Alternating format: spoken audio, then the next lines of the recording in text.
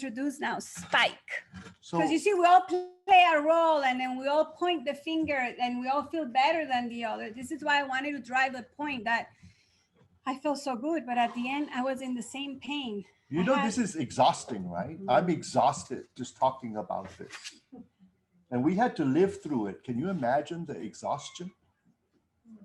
You all wonder why you're exhausted sometimes? This is why you're exhausted sometimes. So let's welcome Spike. All right.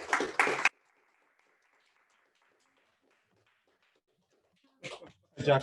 Hello, Spike. You're supposed to say hi, Dad. Yeah, hi, Dad. No, Jack. Sorry. Don't call me Jack. But he's the rebel. Respect me. Oh, he's the rebel. Oh, Yeah. disrespect me. Disrespect Yeah. me, please. Takes me back to my household, bro. How's it going, guys? Isn't this amazing? Yes. I missed this. Yes. Yeah, it's been 6 months. 6 months, man. And it's nice to hear all the people that have come in. But this is unique. So that's me. But you know, I was looking to see what a rebel was, because I never considered myself a rebel in the sense of the word rebel. So I looked it up.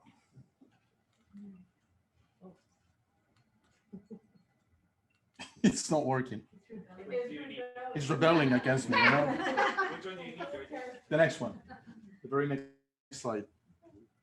Yeah. So it comes from Latin, as most of the words that we use today, right? Re meaning again, we all knew that, repetition. And then bellum, which is war. So we're constantly declaring war. And it was used originally in the sense that people who actually lost wars would go back and declare war again, like, wait, I can win this, right? And they would be constantly defeated, but they kept going. You know, I'm going to declare war on you again and again and again. I can win this, I can win this. And it painted a picture of who I was in the rebel sense. I never wore the spikes to my hair, or, you know, I was never a outwardly going person. In fact, when I was a kid, I was very, very submissive. I was a very small quantity, you know, I was very frail, very fragile. People actually took advantage of me. I was bullied when I was in school, early years, you know. And so I never felt that I measure up to anything, right? So that's one type of rebel. There's the other type of rebel who we all know, you know, like Spartacus, Nelson Mandela, people who go to jail because of their beliefs, and they get out and they go back to their beliefs, just like we said here. You know, they keep declaring war until they get it. And man, that guy got it, didn't he? He became the president of South Africa, and he changed apartheid forever. Actually abolished it. So let's go on to the next slide. Yeah, I think I'm being blocked by the chairs. Oh, yeah. It's okay. Just go ahead and go to the next one. So just like Mandela and Spartacus, they revolt against established leadership, current social condition, and units, right? So let's put that in the context of our everyday life. So established leadership, our parents. As I was growing up, I revolted against my parents. Current social conditions and units, school. I rebelled against school because I was no good. I was not equipped to learn the things that I needed to learn, not because I was dumb, but because I had no idea what I was doing. No one told me what to expect. No one told me, no one took me by the hand when I was a kid and said, this is what you need to do. Here, this is how you study. This is how you learn, right? And current social conditions and units. What is the most common unit that we know of? All of us, exactly. So I rebel against my family too, yeah? Go to the next slide. And because I rebel against my family, in other words, nothing was ever sinking in my family for some reason. Something was not clicking. I never knew what it was. I never understood what it was all about until I started doing this, until I started living life from the top to the bottom, from God to me and then outwardly. And I became the problem child. I was not doing good in school. They would ask me, what's wrong with you? And I would never say a word. I was very quiet. Now what type of a rebel is that? It turns out that the rebels like that too. The rebels are very quiet or boisterous. And I was the quiet rebel. Yeah. Next slide.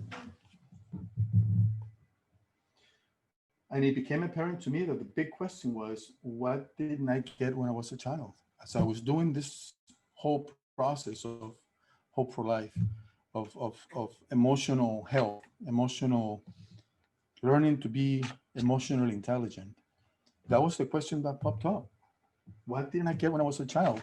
Who was saying earlier, where's Laura? Did she leave?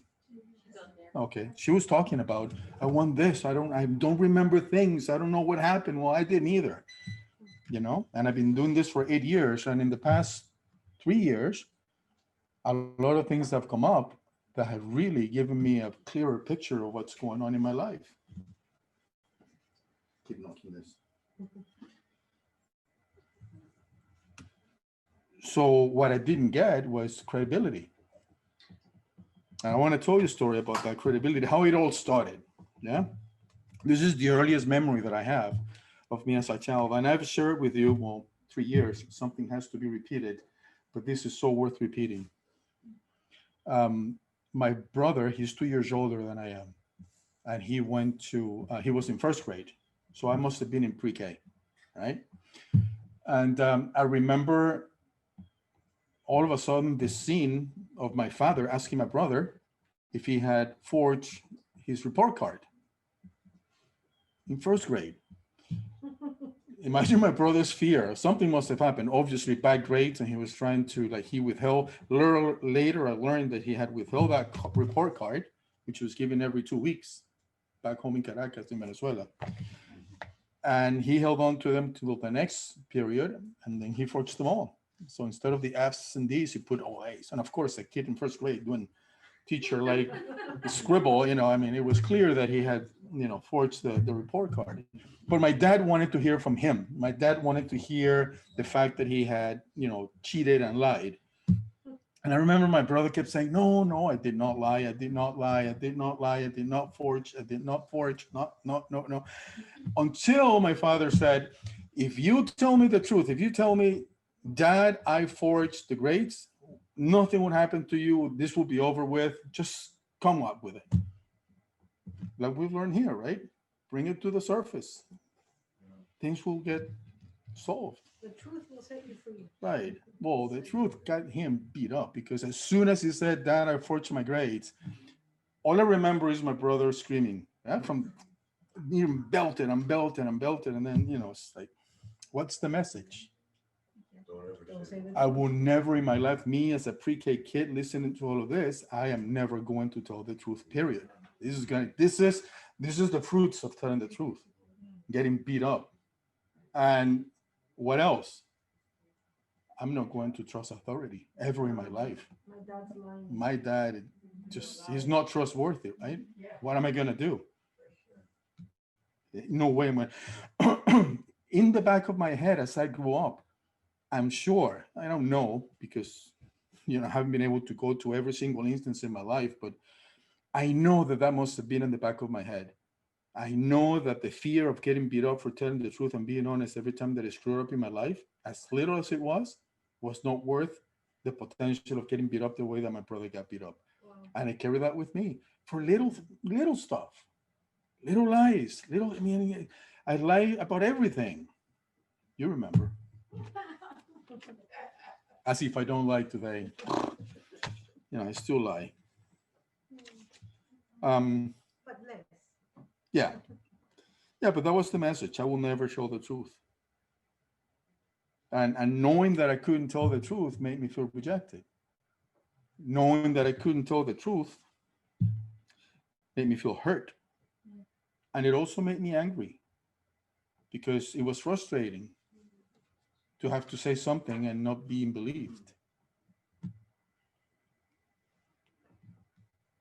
And it also gave me the message that no matter what I would do, I couldn't do it right because I would not be believed. Now, how do I go from seeing my brother getting beat up for telling the truth and me thinking I'm never telling the truth again, ever, to being angry because I'm not being believed? Because I wasn't telling my dad lies at that time. I was just keeping quiet. Something else happened. I'll tell you another story. So I must have been in first grade, a few years later, second grade. And at that time we had breaks. Morning school, you went out back home for lunch and then back for the afternoon session. So we had about 2 hours. And I always came to the house and I would watch television. And I remember clearly I would go up, running up the stairs, leaving my book pack in my bedroom, and then going to the television to watch Superman in black and white. Yeah, it was really tacky. I've seen it today. It was, oh my God, you know? So, but anyways, going up the stairs and going into my room, there was a hall that had white tile. And that white tile was stained one day with some black spots, like something had burned. And I remember looking at it and I just kept going. And then I sat down on the television. My father arrived for lunch from work, and I could hear his voice. I was very fearful of my dad. I was it's terrified of him. For obvious reason, you know the story. And he summoned my brother and I to the spot where that stain was at. And he asked us, who did this? And I said, it's not me. My brother said, not me. And he's asked us again. And he pointed at me and he said, how do you do this? So he chose to believe my brother. I don't know why. And he didn't believe me. Remember, I was thin, frail. I was not doing good in school. I was always like quiet, submissive. So when I said no, somehow my no was not as credible as my brother's no. He was 2 years older. Because I probably said like, no, not me, you know.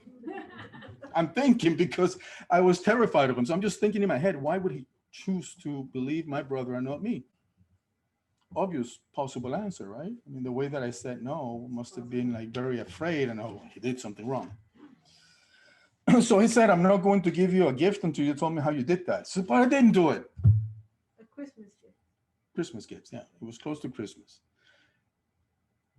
And I said, until you told me how you did that, you're not getting any Christmas presents. But I didn't do it. And I remember saying this over and over. I didn't do it. And he didn't care. So we went out for lunch. We sat down for lunch. He went about his business. At night, he came in and he asked me again the same question. The next day, he asked me the same question. And for 2 or 3 days, he was asking me that question. And all in between, at the beginning, I would say, I don't know. After I started saying it wasn't me, remember? All of a sudden, it has shifted. I was saying, I don't know, even though it wasn't me. I was gaslighted into believing that it was me. And I needed to find an answer for this, right? And I started burning stuff on the ground. I would grab paper, light it up a match and throw it and see what happened, and nothing would happen. It was not the same black. It was different. So you're trying to solve the problem. Of course. I want my gifts. I want my dad's approval. I want my dad's attention. All sorts of things, plastics, matches, just throw the matches on the floor, nothing, like a whole box, you know, like, nothing replicated whatever burn mark was on the floor. Until one day my brother comes and sees me doing all that stuff, and I guess he must have felt sorry for myself. And he said to me, try toilet paper. And I look at him and say, yo, I haven't tried toilet paper.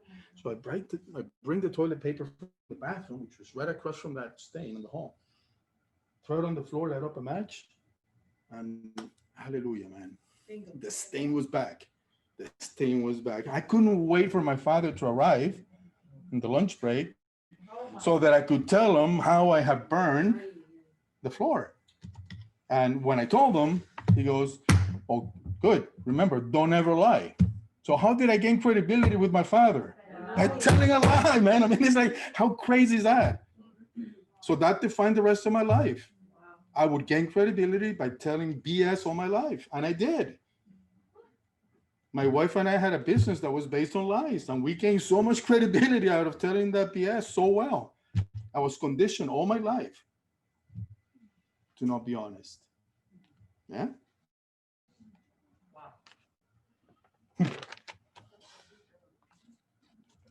You know, it says we as rebels, in the end, we become like our dads. That's one of the traits that we become like Jack. And I did become like my dad.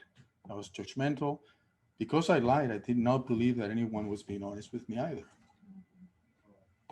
I was not the jealous type, but I did not believe things from anybody.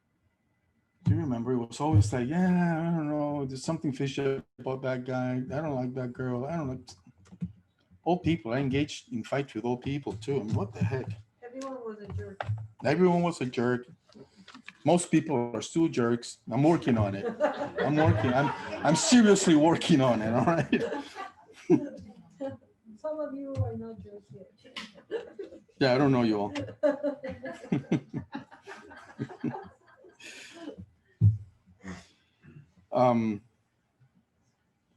But why did I become with like my dad? You know, nothing in my life had substance. Nothing in my life had substance. You know, everything was really shallow. And I remember one girl, because girls were the barometer of character when I was a teenager. If the girl told me that I would look strong, then I would feel strong. That was my feedback, you know. I never get it from my family. And I remember one girl that for some reason I was talking. I have no idea what I was talking about. But in the end, she looks at me and she goes, "You have the brain of a mosquito. You know that?" I was like probably 15. I was like, what? From that day, I started reading books left and right because I did not want any girl to call me a mosquito brain. You know? So early on, I read books like Lobs and Rangpan, The Third Eye, The Prophet by Khalil Gibran. You know, deep books. I have no idea what I was reading, but I was reading the books, you know. I know everything. I could cite some of the passages verbatim. No one is ever going to call me mosquito for brains. Yeah.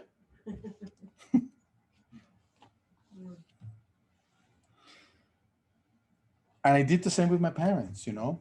I needed to show to them that I was smart because they did not believe that I was smart. They did not believe that I could do the things that I would set myself up to do later in my life. So much so that I've been married twice.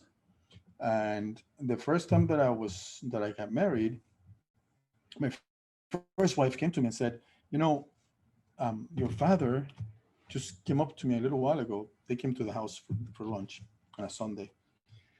And we're about to get married. And she says to me, your dad just told me that I shouldn't marry you because I will never amount to anything. So, and you know, her Spanish was limited. So I tacked it in, I checked it off as misunderstanding. You know, it's like, I don't think so. You know, really? And then my wife, Gigi, how many years later? 20 years later? 15 years later, comes to me and says, you know, your dad just went up to my mom and grandma and said that we shouldn't get married because it will never amount to anything, correct? That's what she said. That's what he said. And it was the same thing, exactly the same thing. Like, you know, when you have consensus, all of a sudden some things make sense. And it's like, and I was 38 when we got married, right? I was 38 years old. You know, so he never believed that I had the ability somehow of doing anything, let alone having a family. Yeah. So I rejected all of that. So again, I created a business that was based on lies. I created a persona that was based on lies, all pretensions. I would go in a room and I would think that there must have been something wrong with me because everyone would turn around to look at me. It never occurred to me that it was maybe because I was half good looking or I'm walking with confidence. I don't know. I practice like Pink Floyd says, you know, all points of style. You know, like the hand, like the firm handshake and the club tie, you know, all of that stuff. It never occurred to me that my father would have such a how should I say this? Such a heavy hand on what I became. You know, so as I did this process, I started thinking, oh, what a jerk. What a jerk. Who does that? Who does that to their kids? You know? Who does that to their kids? Who does that to anybody? You hate somebody, you do that. But my father didn't hate me. He loved me. I know he loved me.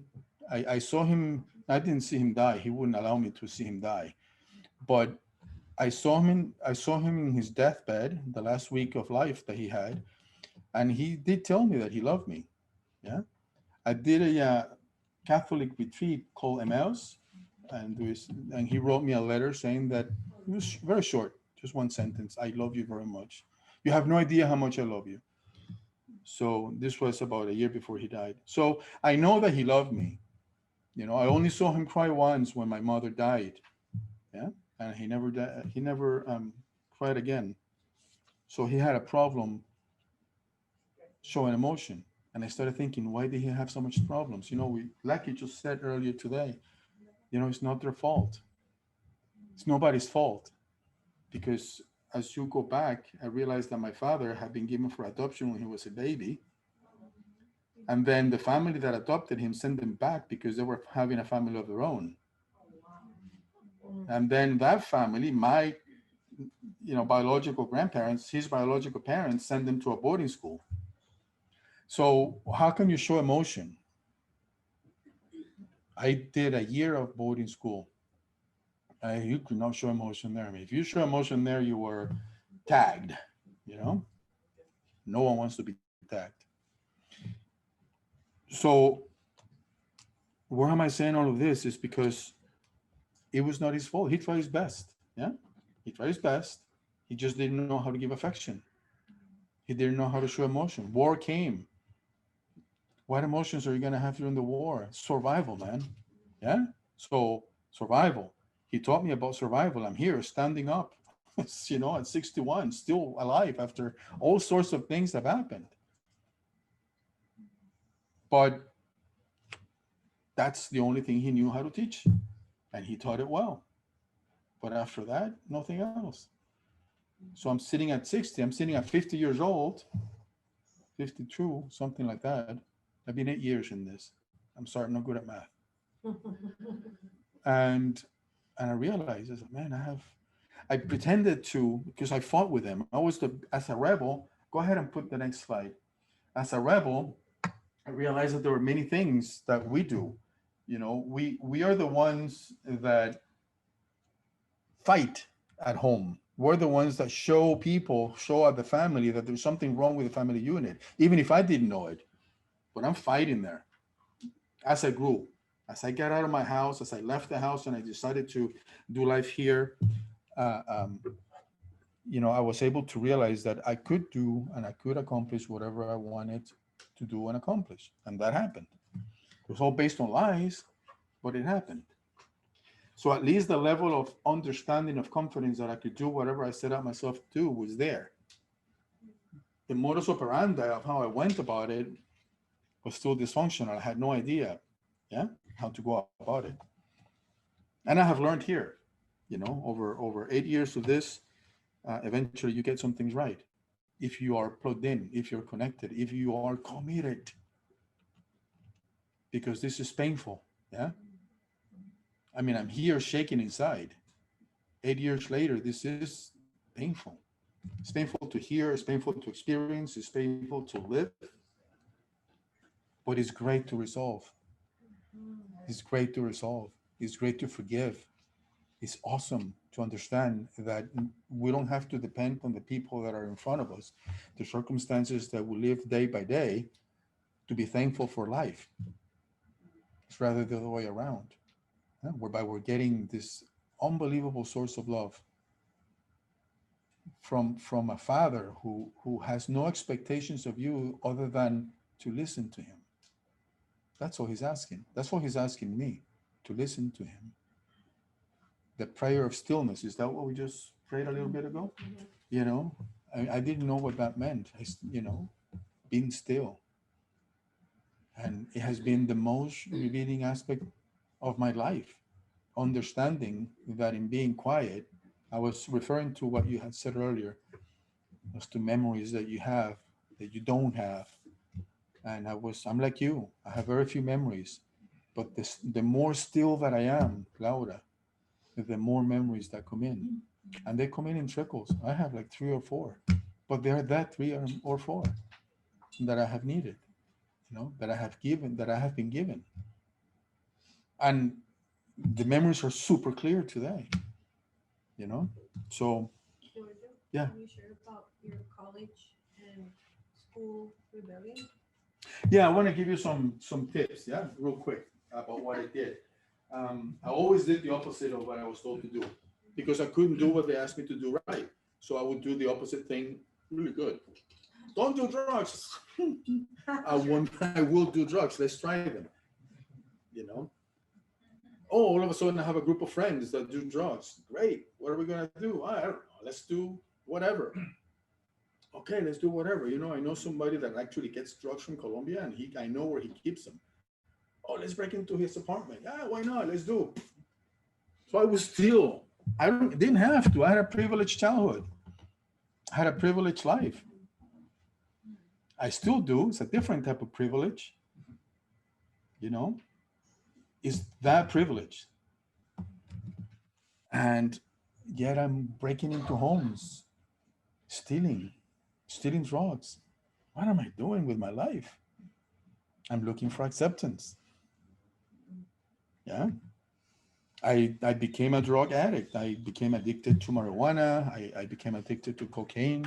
I became addicted to Quaaludes, the old-time oxycodons.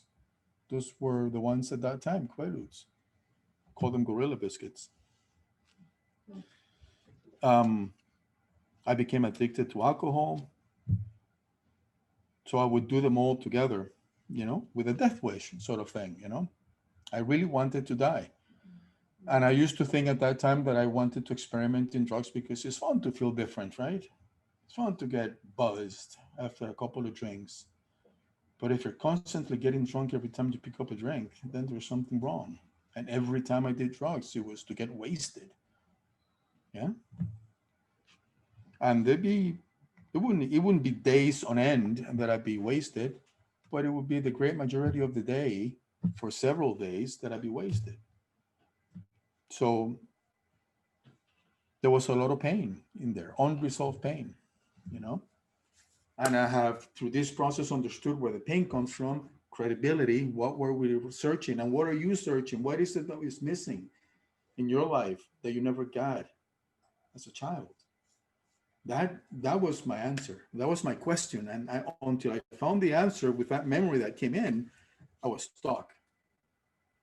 But I was committed because it was either this or die. And I realized that as much as I wanted to die, I did not want to end my life. Yeah, but I wanted to. That was my all-consuming thoughts. And lastly, I never felt to be safe. It never felt safe, to be myself, because I was rejected at home being myself. Yeah, from the very beginning. You're not credible. You're never going to amount to anything. So it never felt safe. And it was reinforced as the decades went by. Let's go ahead to the next. And the last one, it's like I yearn for a place to belong. Yeah. And I want to share something with you about finding a place that I belong in. Years ago, in 1982, I had a girlfriend in college, and her family lived here in Miami. So we all decided to spend Thanksgiving together. It was the time that I was going to meet her family during Thanksgiving. So the extended family would be here. They lived in Miami Springs. And they were a big family. 3 sisters, one brother, and of course, their husbands and their kids. And so I drive down, irresponsible, rebellious on my ways. I have brought marijuana with me just to make sure that I had some outlet because I didn't know this family. And I drove with my girlfriend. So as I'm driving over the bridge on 36th Street by where the corrections center is at, yeah, off of the Palmetto, I see a policeman behind me who's flashing the blue lights. I'm getting stopped. And I told my girlfriend, I think that I'm going to be arrested. And she looks at me and she goes, why? I said, well, my tag has expired and it's because I didn't pay a ticket, meaning I have my driver's license suspended. And that's exactly what happened. And they stopped me. They realized that I didn't have my driver's license active, and they put handcuffs and they put me in the back seat of the police car. So my girlfriend takes off.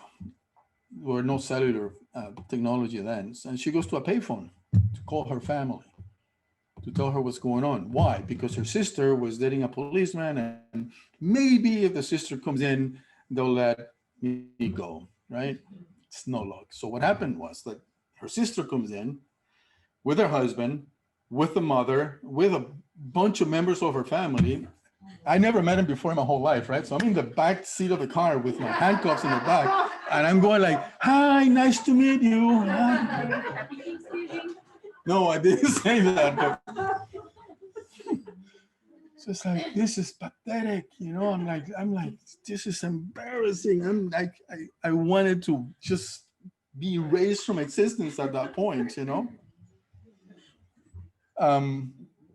So they take me to, I have no idea where. They took me around the airport, and then they took me to downtown, and they take me in. And for some reason, I don't know, maybe the policeman felt sorry for me. It's terrible. And and he says, we're letting you go. Yeah. I'm like, what? We're letting you go. Just go before we change our minds, you know?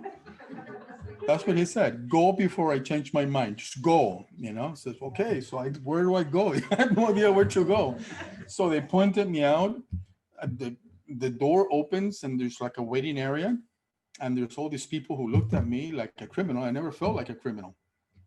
So it was a nice little added value. So my girlfriend is waiting for me there, and we go together to the house, and I'm telling my girlfriend, I'm so sorry. I don't think I can do this. This is, you know, I don't know what to do. You know, I thought, take me to a hotel. I never said it. So take me somewhere, not to your house. I'm going back to Tallahassee, which is where I was going to school. And as we arrived at the house in Miami Springs, there's all sorts of cars on the outside. And it's like the whole family's there, the extended family. I'm sure that they all know what's going on. And what the heck, you know? I mean, how low can you go? How much slower can it really get, right? So I decided to just walk in. And as I opened the door, everyone just started clapping and going, yay, you know? And I'm looking at this, and at this point, I'm totally confused. You know, what is going on here? Why are they clapping at me? I just got out of jail. They arrested me because I haven't paid tickets, the standard thing to do, right? On top of that, the police found the marijuana in the car, of course, and they charged me with possession of 10 grams of marijuana. So I had almost a felony. I think it was 5 more grams and it would have been a felony. Thank God I smoked the joint on the way down.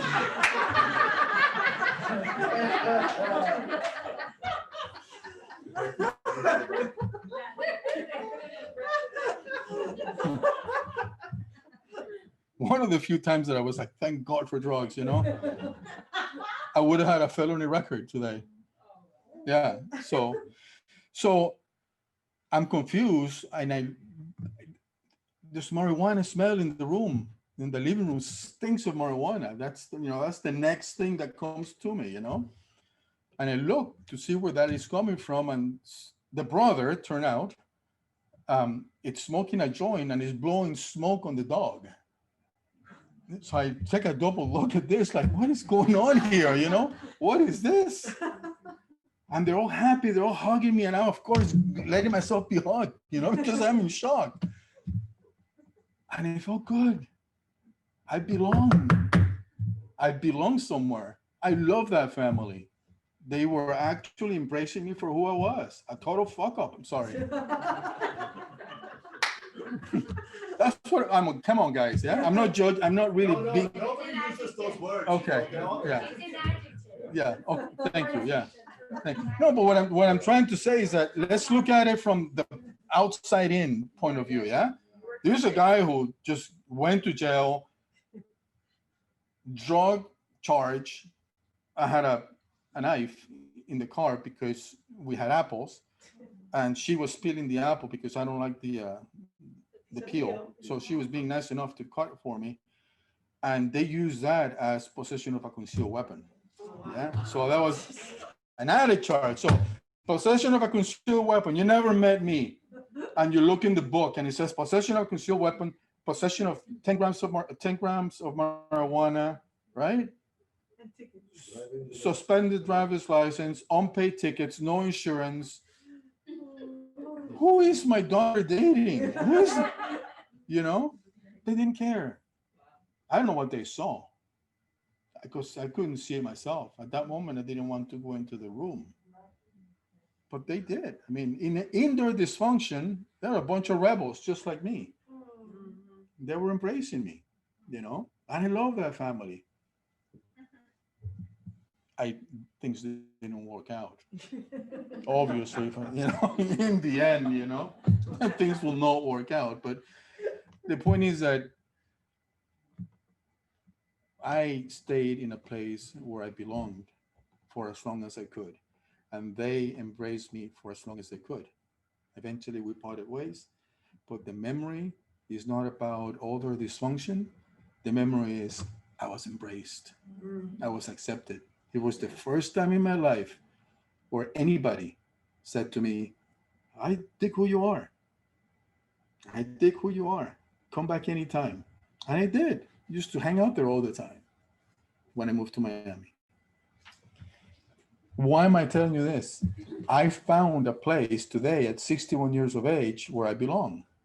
In the same way that I have been accepted unconditionally by this family of screw ups. You thought I was going to say fuck ups, huh?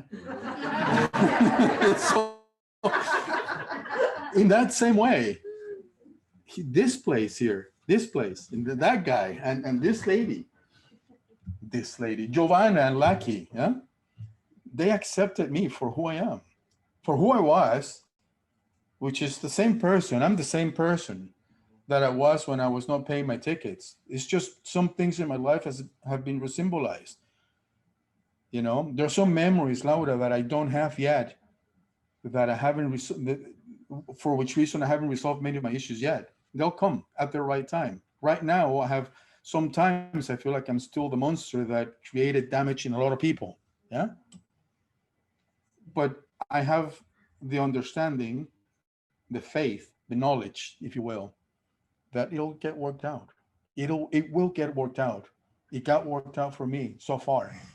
All these things that are going on in my life today are all part of a bigger pie that I have no idea what it looks like, what it tastes like, or what it's made of. But I know that somehow it'll be the whole pie that's going to be given to me eventually. I don't know when. I don't care. The point is, I'm accepted for who I am today. The symbolization has taken place in my life. Yeah. And that has been the most revealing aspect of it. Understanding what hurt me, what I yearned for the most that I was not given as a child, resolving all my issues with my parents. I love my parents today, especially my mother and my dad. My dad, the guy who I was so much afraid of, terrified of him. The provider who did everything for us and made sure we understood that everything that we had was because of all the sacrifices that he made. How could we? Amazing guy today. I remember him with such fondness for who he is, who he was. Yeah, because it still lives in me. It's amazing what this does. You know, I hated my parents. I hated everybody, but I hated my parents especially. And between the two of them, my father was the one that I had all that room for extreme hatred. Yeah, I have a place where I belong, no matter what. This is it. This is it. And the only way that this is going to work out for all of you here, Spikes, Perfect Paulas, like we had last week, and we'll hear somebody else talk about, you know, Anita's going to talk about her experiences too. All of this is possible because this exists. Yeah. I know that it's God working on me, but I've been ushered to God here. I have no idea what that meant. I hated religion. I hated the idea of Jesus Christ coming to save me and then just punishing me for the rest of my life for all the wrong things I've done. What kind of a God is that? I don't want a God like that in my life. Yeah. Things have been symbolized here too. That God in my life today is the one that gives me all the fuel every single day. Yeah. To keep on going. Even when I woke up some mornings and I feel anxious. And there are mornings like that. And I share it with my wife though. You know, I told Gigi, you know, I feel anxious right now. It's okay. This is not about not having anxiety. This is about learning how to live with all the issues that we have as we work them out. As we work them out. It doesn't do me any good to think, oh, God, please take this anxiety away and then go back to continuing to do the wrong thing again over and over and over. That's not the way it works. You know, as you work it out in your own life, you will see that there is going to be a progression in your relationship with God, in your relationship with Christ. I have learned to be a son. I was never taught. I started this by telling you no one ever told me a thing on how to be a son. I have learned how to be a son who wants to do the right thing because he wants to, not because he has to. Yeah, that's the key. So this place is the one that ushered me into God, into Christ, and it will be the one place that will usher you into Christ as well, as you walk into your own little path that He has for you. Yeah, but we gotta listen, we gotta be committed, and we have to be here. So I ask you now, I want to transition a little bit to look at your level of gratitude. Yeah, how much grateful are you for this place? You just heard me talk about my process. You know, that's how I learned to understand some of the things that were wrong with me, that needed work, I should say.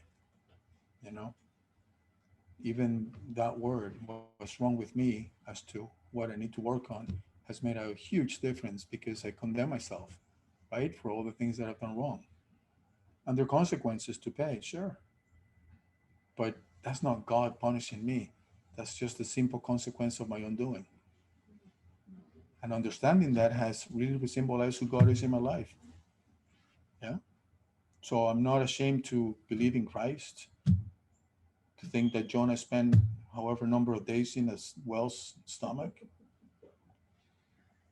You know, I'm missing the point if I'm just focusing on that. And here is the place, guys. So um, gratitude is at the heart of sharing, at the heart of giving. The more grateful that I am for what is going on here and for what is going on in my life, the more that I want to share. Yeah. And there are many ways that you can do that, right? So if you don't mind putting that slide of giving, want to help me with this, Gigi? Of course. Yeah. Hey, Giorgio, Yeah.